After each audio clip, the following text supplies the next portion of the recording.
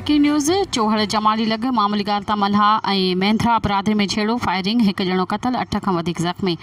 चोहड़ जमाली लॻ दरगाह हाजी अल्लाह ॾिनो मेंद्रो होटल ते वेठल मल्हा ऐं मेंद्रा अपराध जे माण्हुनि में मामूली ॻाल्हि तां छेड़ो थी पियो आहे। फायरिंग में पिस्टल जी गोलियूं लॻण सबबि हिकु ॼणो रमज़ान पुट मोहम्मद मल्हा क़तल थी वियो आहे। शकील ऐं आसिफ रमज़ान मल्हा समेत ॿिन्ही धुरियुनि जा 8 खां वधीक माण्हू ज़ख़्मी थी पिया आहिनि।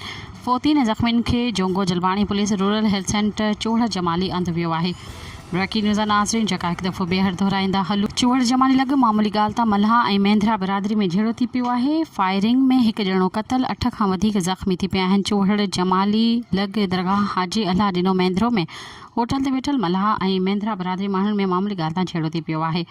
फायरिंग में पिस्टल जी गोलियूं लॻण सबबि हिकु ॼणो रमज़ान पुट मोहम्मद मल्हा क़तल थी वियो आहे। शकील आसिफ रमज़ान मल्हा समेत ॿिन्ही धुरियुनि जा 8 खां वधीक माण्हू ज़ख़्मी थी पिया आहिनि।